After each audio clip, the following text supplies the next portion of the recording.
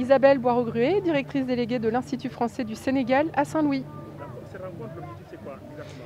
Alors l'objectif, c'est vraiment, pour la deuxième édition de la Nuit Blanche ici à Saint-Louis, c'est d'initier les jeunes, hein, mais aussi tous les publics, aux sciences et aux nouvelles technologies à travers des ateliers un peu innovants qu'on a proposé aux enfants, un atelier de construction de lunettes 3D par exemple avec Jocolabs. On a proposé aussi un atelier avec Geomatica pour voir quel était l'usage des images satellitaires.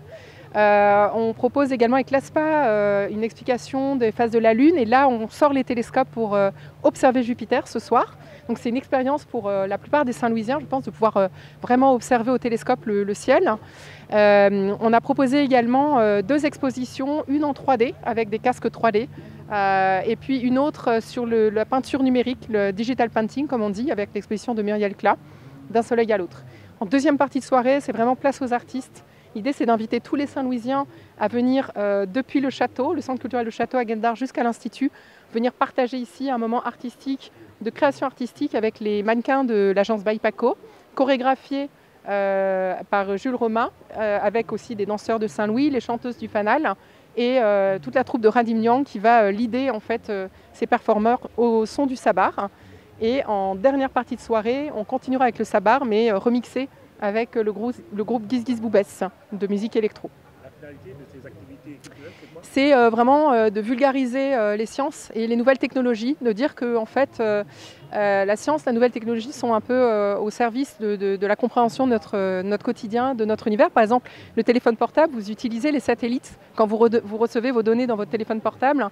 Donc c'est important de proposer au public peut-être des explications, des descriptions de comment on peut justement aujourd'hui communiquer dans notre monde grâce à la science, grâce à la technologie, comment on peut s'émerveiller aussi artistiquement, parce qu'il y a des artistes qui travaillent sur la 3e dimension, sur la réalité virtuelle ou la réalité augmentée. Donc tout ça, pour nous, ça constitue des ouvertures, et on propose des ateliers pour les enfants à partir de 7 ans, parce qu'on pense qu'à 7 ans, on a la curiosité à 100% pour pouvoir appréhender tout ça. Nuit blanche. Exactement, on ne s'arrête plus. C'est ça.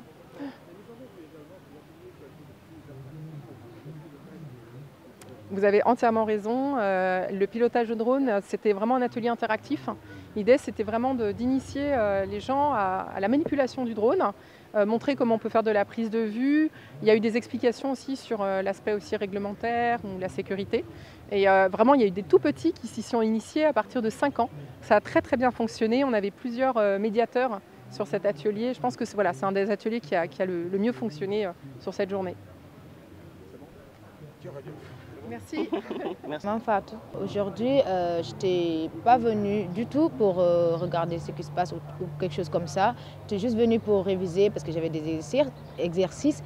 Mais du coup, j'ai vu les personnes, j'étais avec mon ami et on a passé une excellente journée ici, passé avec des gens et on nous a appris beaucoup de choses, beaucoup même sur l'astronomie, etc. J'étais trop contente. Okay.